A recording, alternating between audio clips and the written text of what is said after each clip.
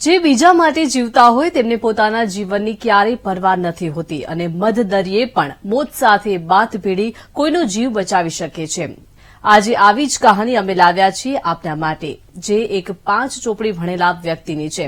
તેમણે છેલ્લા 26 વર્ષમાં 500થી વધુ શાર્ક અને વ્હેલ માછલીઓના જીવ બચાવ્યા છે।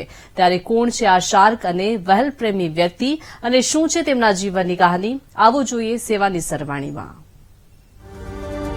દિનેશ ગોસ્વામી ના તો તે કોઈ માછીમાર છે કે ના તો કોઈ માછીમાર પરિવાર સાથે ઘરોબો ધરાવે છે, અને એટલે જ તો તે દરિયામાં જાળ માછલીને પકડવા નહીં પણ બચાવવા નાખે છે।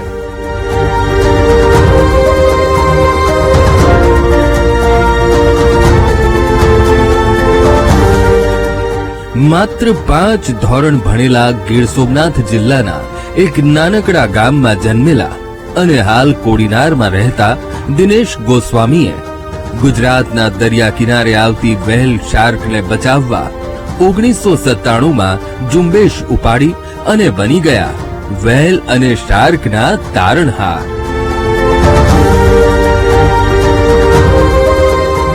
હાલ તે ઝુંબેશ સૌરાષ્ટ્રના દરિયા કિનારા પર વટવૃક્ષ બનીને ઊભી છે।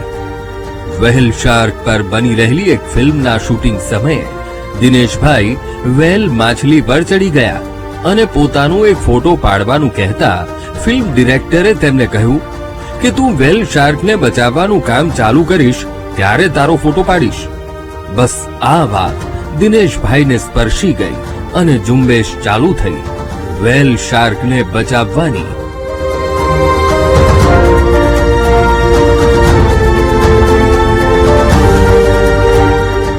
આ સૂત્રાપાડામાં પહેલું રેસ્ક્યુ થયું, પછી અમે શરૂઆત કરી દીધી અને અત્યાર સુધીમાં 570 રેસ્ક્યુ તો, જેમાં અમે લોકો પ્રેઝન્ટ હોય પ્રકૃતિ નેચર ક્લબના મેમ્બર તરીકે હું અને જિજ્ઞેશભાઈ, આ અમારો રેકોર્ડ બ્રેક છે।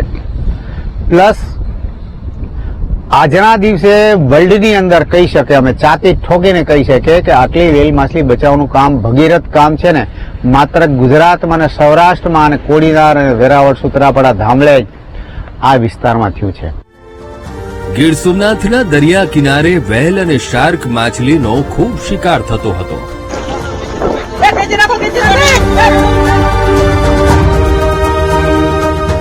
વ્હેલ અને શાર્ક માછલીના શિકારને અટકાવવા, માછીમારોને સમજાવવા અને શાર્ક જેવી હિંસક માછલીનું રેસ્ક્યુ કરવું તે દિનેશભાઈ માટે ખૂબ મોટો પડકાર હતો।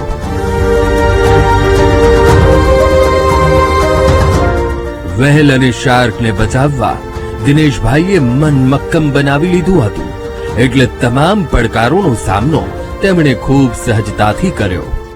એક બાજુ ડર હતો, કારણ કે જે માછલી એક જ મારીને લઈ આવે 2-2.5 લાખ રૂપિયા કમાતો હોય ને એની માછીમારીનો ધંધો બંધ કરાવવા જાય તો આપણે છોડે નહીં, પણ ધીમે ધીમે દીવથી દ્વારકા સુધીની લોક સંપર્ક યાત્રા કરી, એમના પટેલોના મેળા, પટેલોને સમજાવ્યા કે ભાઈ આપણા સૌરાષ્ટ્રમાં એક દીકરી, જ્યારે કોઈ આપણી દીકરી હોય, જ્યારે પેલી ડિલિવરી કરવા એક બાપના ઘરે આવતી હોય, એની હત્યા ન કરાય।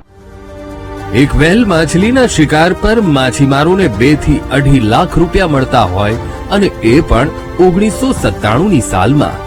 તેવામાં માછીમારોને વ્હેલનો શિકાર છોડી દેવા સમજાવી દિનેશભાઈ ત્યારે જ વ્હેલ શાર્કના તારણહાર બની ગયા।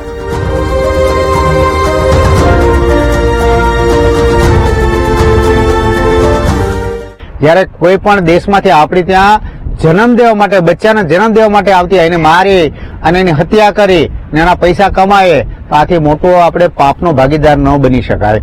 આ વાત માછીમાર ભાઈઓ, ખારવા સમાજ, કોળી સમાજ, ગોગલિયા સમાજ, માછીમાર એટલે મછિયારા સમાજ બધાના મગજમાં બેઠી અને બધાએ સપોર્ટ કર્યો અને એની ફળશ્રુતિથી એ લોકોએ એનો શિકાર બંધ કર્યો। કોઈ પણ પરિણામની અપેક્ષા વગર દિનેશભાઈ પોતાના પથ પર આગળ વધતા રહ્યા। કાંટાળા પથ પર કાંટા તો વાગવાના જ, પરંતુ આગળ જતા તેનું પરિણામ લાંબા ગાળે ખૂબ સારું મળે છે। દિનેશભાઈને પણ આવી જ સફળતા મળી। એક વ્યક્તિથી શરૂ થયેલી ઝુંબેશમાં મોટી સંખ્યામાં પ્રકૃતિ પ્રેમીઓ અને યુવાનો જોડાયા।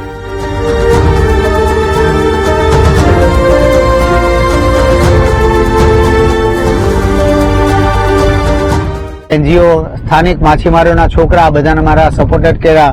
ટ્રસ્ટ બની, મારી સંસ્થા બનીને પછી એક સરસ મજાનું નેટવર્ક કર્યું, લોક સંપર્ક યાત્રા કરી, લોકોને એવોર્ડ કરવા, એને સન્માનપત્ર દેવા, એનો સન્માન કરવું. લાખોની કિંમતની શાર્ક અને વહેલ માછલી ઓસ્ટ્રેલિયા અને મડાગાસ્કાર સુધીનું અંતર કાપીને ગુજરાતના દરિયા કિનારે પ્રજનન માટે આવે છે.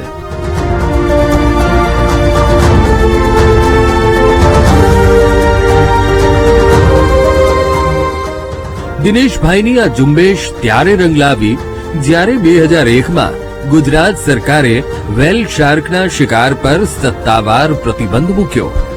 જો કે દિનેશભાઈને આ કામમાં માછીમાર ભાઈઓની સાથે સાથે વન વિભાગનો પણ સહયોગ મળ્યો.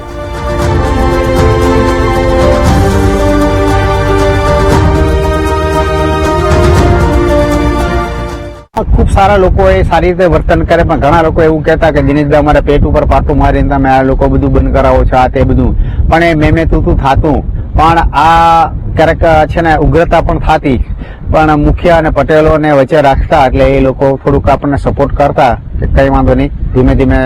પણ આજે મને આનંદ સાથે કહેવું પડે કે અત્યારે 547 શાર્ક બચાવી છે, એની પાછળ બધાનો સહકાર છે. કે જે લોકો અમારી પાસે ઉગ્રતા કરતા ને એ આજે ખુશી સાથે કહે છે કે અમે વેલને વાલી દીકરી તરીકે અપનાવી છે ને એને જીવન દાન આપીએ છીએ. ને આજે એક પણ માછીમાર આ શિકાર કરતો નથી.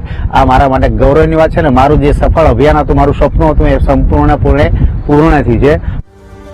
સપ્ટેમ્બરથી ફેબ્રુઆરી મહિનાના અંત સુધી સૌરાષ્ટ્રના દરિયા કિનારા પર જેટલું વિશાળ કદ એટલી જ મોટી રકમ રડી આપતી વહેલને દ્વારકા, સૂત્રાપાડા, વેરાવળ, માંગરોળ, ઓટડા, માઢવડ સમુદ્ર કિનારાના ગામોના માછીમારો પકડી લેતા હતા.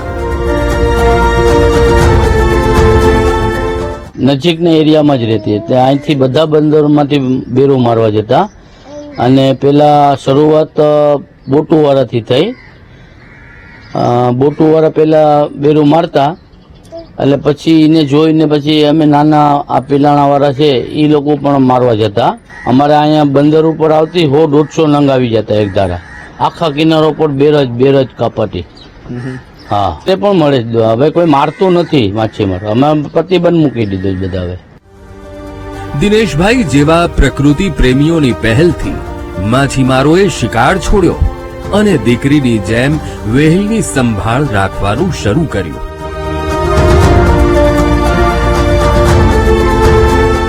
આ પહેલમાં દિનેશભાઈને અનેક પ્રકૃતિ પ્રેમીઓનો સપોર્ટ મળ્યો.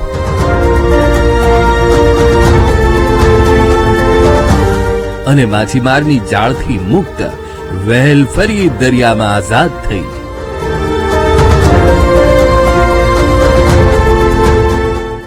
વર્ષ 2004ના ડિસેમ્બર મહિનાની અંદર આ વેલ શાર્ક રેસ્ક્યુની કામગીરી શરૂ થઈ અને પહેલું રેસ્ક્યુ છે ડિસેમ્બર મહિનામાં કરવામાં આવ્યું. આજે રેસ્ક્યુ કરવામાં આવ્યું ત્યારે ફોરેસ્ટ ડિપાર્ટમેન્ટનો સ્ટાફ હતો એમાં, ત્યાર પછી ફિશરીઝ ડિપાર્ટમેન્ટના કર્મચારીઓ પણ એમાં ઇન્વોલ્વ હતા અને એનજીઓમાંથી દિનેશભાઈ ગોસ્વામી અને અમે લોકો એમાં સાથે જોડાયેલા હતા. અને આ જે કન્ઝર્વેશનનું કામ જે 2004થી શરૂ થયું તો અત્યાર સુધીમાં આશરે 500 થી 600 માછલી છે એ વેલ શાર્ક રેસ્ક્યુ થયેલા છે આ કોસ્ટ ઉપર. શાર્ક વેલના રેસ્ક્યુ સમયે મુશ્કેલી ભર્યું કામ જાબાજ દિનેશભાઈ પોતાના જીવના જોખમે જાતે જ કરી પોતાની ટીમને હંમેશા હેમખેમ રાખે છે.